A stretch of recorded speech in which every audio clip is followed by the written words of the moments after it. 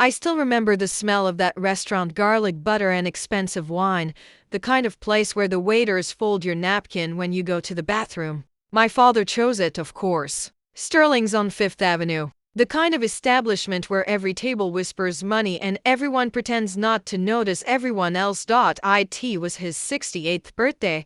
My sister Claire arrived first, as she always did. Punctual, poised, wearing a cream-colored dress that probably cost more than my monthly rent used to cost back when I was scraping by. She kissed Dad on both cheeks, European style. Even though we're from Ohio, Mom beamed at her like she'd just won an Oscar for walking through a door. I came in 10 minutes later, wearing black pants and a simple blouse. Practical, forgettable. Lydia, my mother said, not standing. You made it. Not, we're so glad you're here, or you look nice. Just acknowledgement. Like checking off a box on a guest list. Claire smiled at me, the kind of smile that doesn't reach the eyes. Hey, Lyd, still working at that. What is it again? Marketing startup? Consulting firm, I corrected quietly, sliding into my seat. Right. She waved her hand, diamond bracelet catching the light. I can never keep track. My father sat at the head of the table, gray hair perfectly combed, wearing the navy suit he wore to every important occasion. He looked at me for exactly 2 seconds before returning his attention to Claire. So, Claire, he said, leaning forward with interest that never seemed to exist when I spoke. Tell me about the promotion. And she did. For 20 minutes, she talked about her new position as senior vice president at Henderson and Lloyd, the architecture firm where she'd worked since graduating from Yale. She described her corner office, her team of 12, the project in Dubai she'd be overseeing. My parents hung on every word. I sipped my water and studied the menu. Even though I already knew what I'd order, the same thing I always ordered when forced to attend these dinners, the chicken, because it was the cheapest entry and I'd spent so many years being careful about money that the habit stuck. And you, Lydia? My mother asked eventually, more out of obligation than curiosity. How's work? It's good, I said. Busy. We just closed a major. That's wonderful, honey, she interrupted, but her eyes were already drifting back to Claire. Claire, you were saying about the Dubai project? I stopped talking mid-sentence. No one noticed. This was how it had always been. Claire was the sun, and I was the small, distant planet that occasionally passed through someone's peripheral vision. She was 3 years older, and from the moment she got into Yale and I only got into state school, the hierarchy was established. She was the success. I was the nice try. Never mind that I'd worked 2 jobs to put myself through college. Never mind that I'd built something from nothing. None of it counted because it wasn't wrapped in an Ivy League bow. The waiter brought our food. My father ordered a bottle of champagne, the expensive kind. The kind he never would have ordered if it was just me there. A toast, he announced, raising his glass. To Claire, my brilliant, accomplished daughter. You make us so proud. We all raised our glasses. I lifted mine last, a half second behind everyone else. 20 years at Henderson and Lloyd, he continued. Senior VP at 41. Your mother and I always knew you were destined for greatness. Claire blushed appropriately, demurred appropriately. Dad, stop. It's true, my mother added. You've always been so driven, so focused. Remember when she was 8, Frank? She built that miniature city out of popsicle sticks. We knew then. They laughed together. A warm, familial sound that wrapped around the 3 of them like a blanket I wasn't invited under. I took a long sip of champagne and tasted nothing, somewhere between the main course and dessert. My Uncle Jerry made a joke about my father's legacy. You raised one hell of a daughter, Frank. That's something to be proud of as you get older. My father smiled, put down his fork, looked directly at Claire with an expression of such pure paternal pride that something in my chest cracked a little. She's my only achievement, he said. The table went quiet for exactly 1 beat. Then someone, I think it was my Aunt Linda, laughed nervously. And suddenly everyone was laughing, like it was a joke. Like he hadn't just erased my entire existence with 5 words. Oh, Frank, my mother chided. But she was smiling. Claire had the decency to look uncomfortable. Dad, that's not, I'm serious, he interrupted, still smiling. At least one child isn't a disappointment. He said it so casually, like commenting on the weather, like it was a simple, observable fact that required no further examination. Everyone laughed again, louder this time. My Aunt Linda practically wheezed. My Uncle Jerry slapped the table. I sat very still. Something happened to me in that moment. Not anger, not yet. Something colder. Something that had been building for 38 years, accumulating like snow on a roof, and had just reached a point of structural failure. I reached into my purse and pulled up my phone. "Lydia?" Claire said, noticing. "What are you doing?" I didn't answer. I opened my banking app, the one I never showed anyone. The one connected to accounts that only 3 people in the world knew existed. I navigated to the portfolio summary. Then I stood up. The laughter died immediately. "Lydia?" My mother's voice was sharp with social anxiety. "What on earth are you?" I walked around the table and placed my phone face up in front of my father. "Since we're talking about achievements," I said quietly, "I thought you might want to see mine." He looked down, frowned, picked up the phone and squinted at the screen. I watched his face change. Confusion first, then disbelief, then something that might have been fear. He trailed off. "This can't be real. It's very real." I said, "What is it?" My mother demanded, reaching for the phone. My father handed it to her mechanically, like he was in shock. Her mouth fell open. $47 million, I said, my voice steady, calm. "That's my current net worth. Give or take a few $100,000 depending on the market." Complete silence. "That's not possible," Claire said faintly. "The consulting firm I work for." I continued, "I don't work for it. I own it. 70% equity. We specialize in financial restructuring for mid-sized tech companies. Last year we cleared $32 million in revenue. This year we're on track for 48. My father just stared at me. "I also own a 12% stake in a medical software startup that went public 18 months ago. That's where most of the net worth comes from. I bought in early with money I made from my first business, a data analytics company I built in my 20s and sold when I was 31 for $8.3 million. "Lydia," my mother whispered.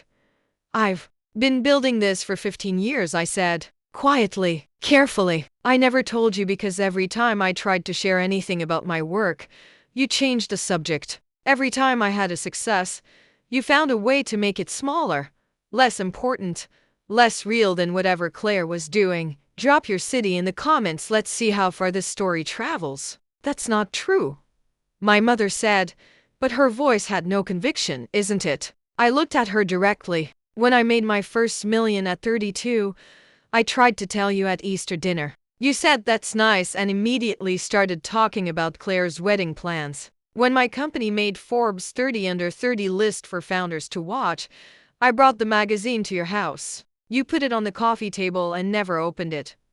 "We didn't know," my father said hoarsely. "You didn't ask," I corrected. "There's a difference." I pulled my phone gently from my mother's hands and slipped it back into my purse. My hands weren't shaking. I felt oddly calm, like I was watching myself from a distance. "I didn't come here tonight planning to tell you this," I said. "I was actually going to stay quiet. Again, like I always do. But then you called me a disappointment in front of the entire family. And I realized something." I looked at my father, really looked at him. Saw an old man who'd spent his whole life measuring worth by degrees and titles and surface-level prestige. A man who'd taught his daughters that love was conditional on achievement, then only recognized one kind of achievement. "I realized I don't need your approval anymore," I said softly. "I haven't needed it for a long time. But I kept coming to these dinners, kept sitting quietly while you praised Claire and ignored me, because some part of me still hoped you'd see me, really see me." "Lydia," Claire started. "I'm not angry at you," I told her. "And I meant it. You didn't choose this dynamic, but I'm done with it." I picked up my purse, placed my napkin on my plate. "I hope you have a happy birthday, Dad," I said. "I really do. But I won't be coming to any more family dinners." "You're overreacting," my mother said, her voice rising. "This is ridiculous. We love you. We've always loved you." "I know you do," I said. But love isn't enough if it comes with contempt. I walked toward the exit. Behind me, voices erupted my mother's shocked protests, Claire calling my name, my father's silence. I didn't look back. The night air hit me like cold water when I stepped outside. Fifth Avenue was alive with Friday night energy couples walking hand in hand. Taxis streaming by, the city humming with possibility. I stood there for a moment, breathing. Then I started walking. I didn't hear from them for 3 days. I thought I might feel guilty during that silence. Regret, maybe. The weight of burning a bridge I'd crossed my entire life. But instead I felt light, untethered, like I'd been carrying something heavy for so long I'd forgotten what it felt like to stand up straight. On the 4th day, Claire called. I almost didn't answer. My finger hovered over the decline button for a long moment before I finally pressed accept. Hello. Lydia. Her voice was tight, controlled. We need to talk. About what? About what you did at Dad's birthday. About those accusations.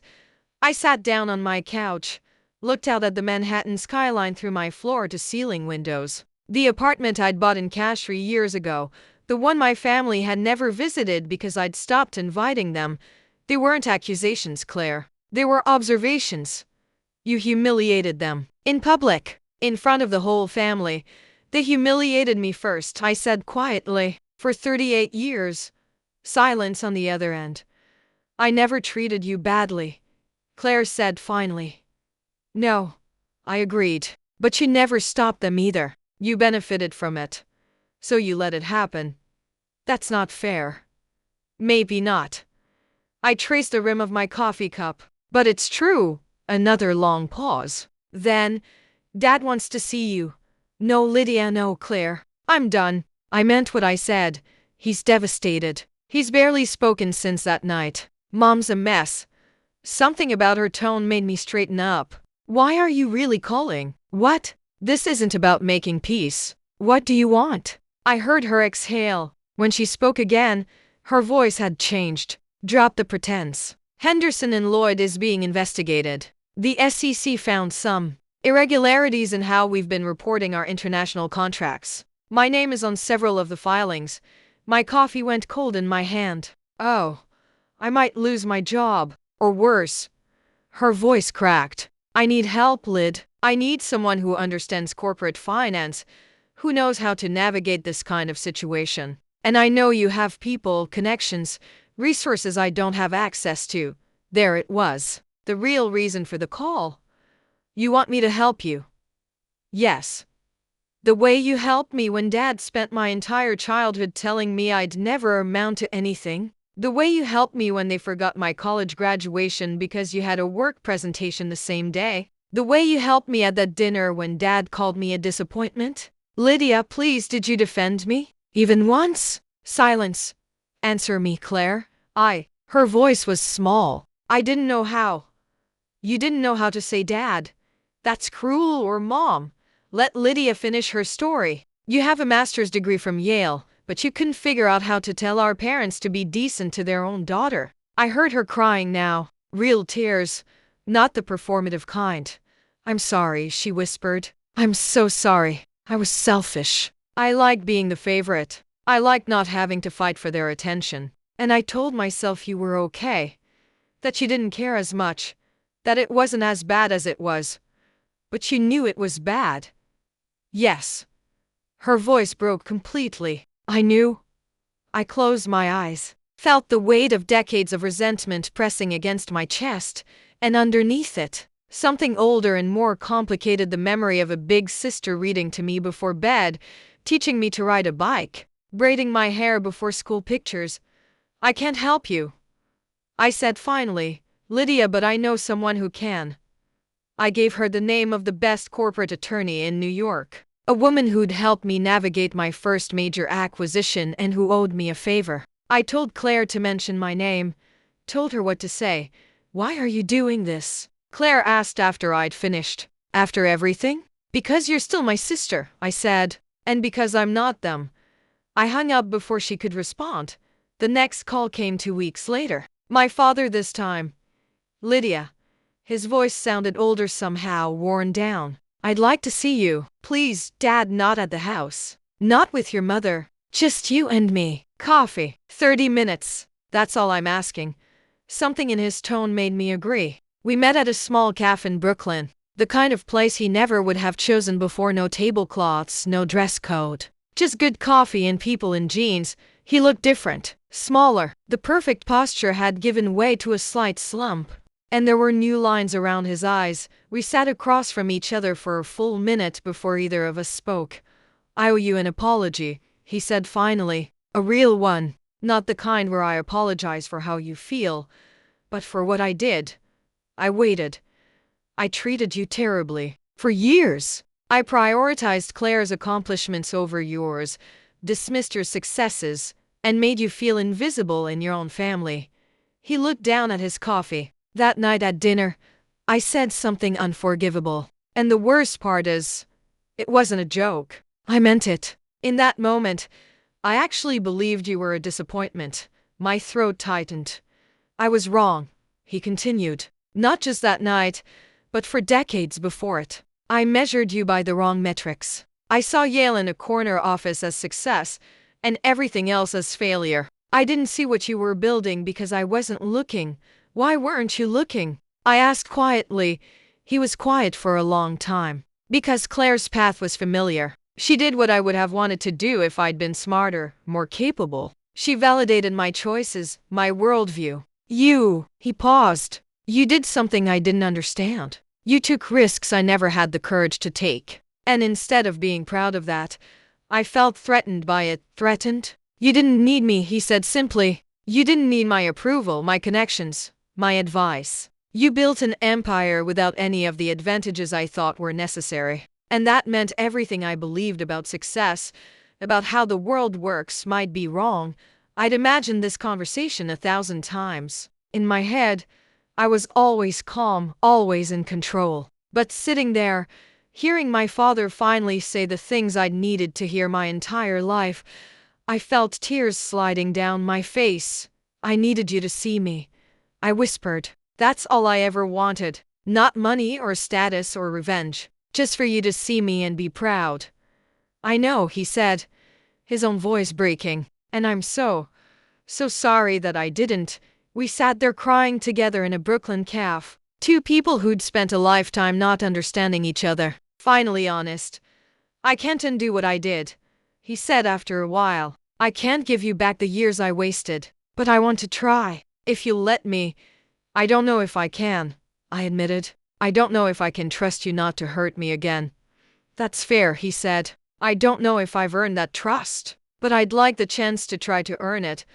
I looked at this man, my father, and saw him clearly for maybe the first time. Not the authority figure I'd spent my life trying to please, not the villain I'd made him in my head after that dinner. Just a flawed, limited person who'd made terrible mistakes and was finally willing to own them. Okay, I said. We can try. Over the next 6 months, we met for coffee every other week. Sometimes we talked about business. He was fascinated by my work once he actually listened. Sometimes we talked about his childhood, about the pressure his own father had put on him, the way generational trauma echoes forward.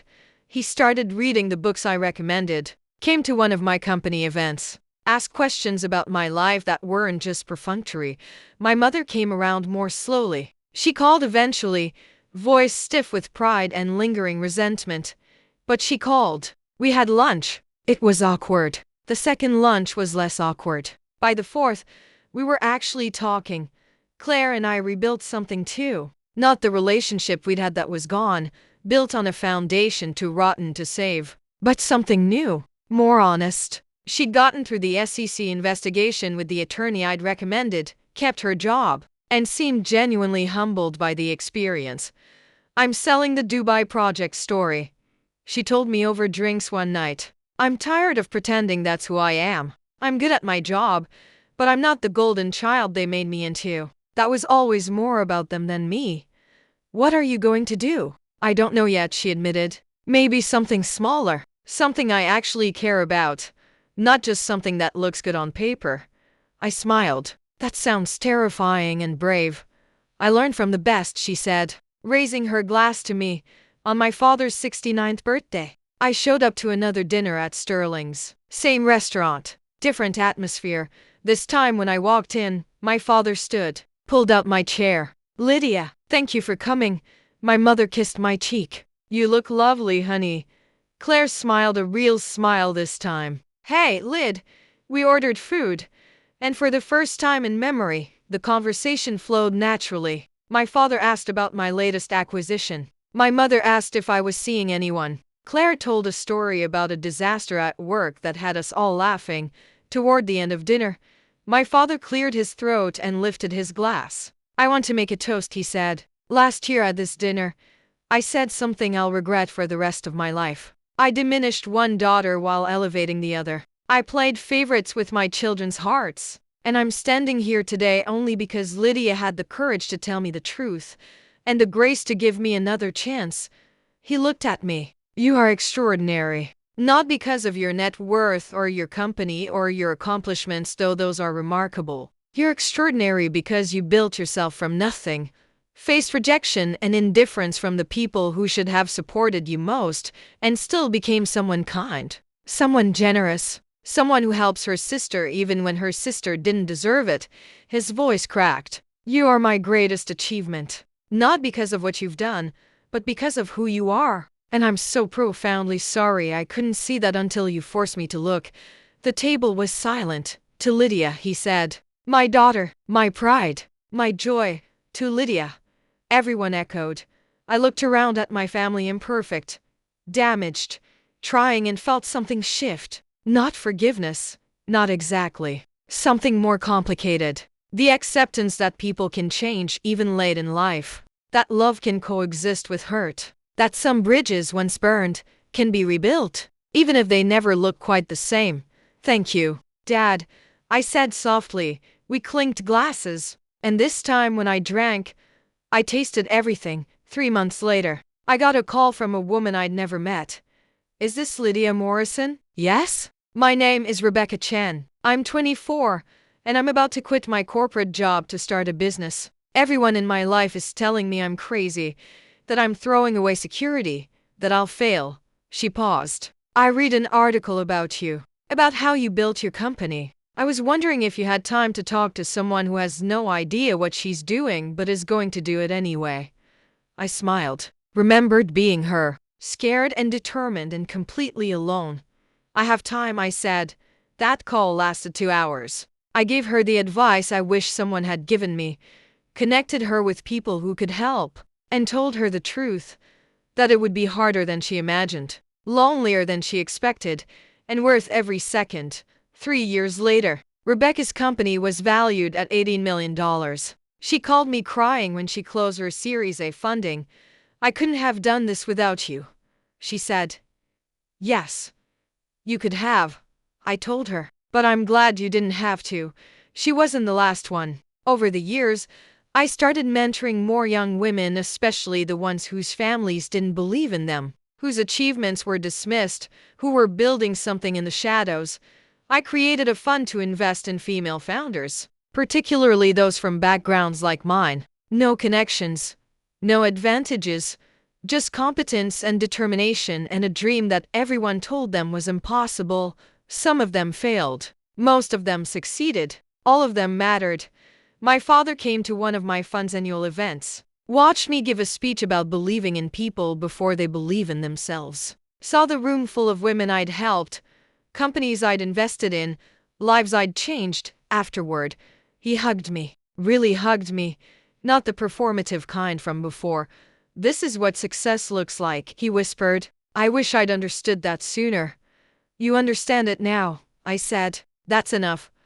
I'm 43 now. My company is worth 90 million. I have an apartment I love, work that fulfills me, and relationships with my family, with my mentees, with friends that are built on honesty instead of performance." Sometimes I think about that dinner, my father calling me a disappointment, everyone laughing. The moment I decided I was done being invisible, I don't regret showing them my bank account. Some people call it petty, but it wasn't about the money. It was about making them see me when years of quiet dignity hadn't worked. Sometimes you have to speak the language someone understands before they'll learn to speak yours. My father died last year. Cancer, sudden and merciless. In his final weeks, he called me to his bedside and held my hand. I wasted so much time, he said. So much time not seeing you. But you did see me eventually, I said. That's what matters. Promise me something, he whispered. Promise you'll never let anyone make you feel invisible again. I promise. And promise you'll keep helping those young women. The ones like you were. They need someone who understands. I will. He closed his eyes, squeezed my hand. I'm so proud of you, Lydia. I hope you know that now. I know, Dad. I know.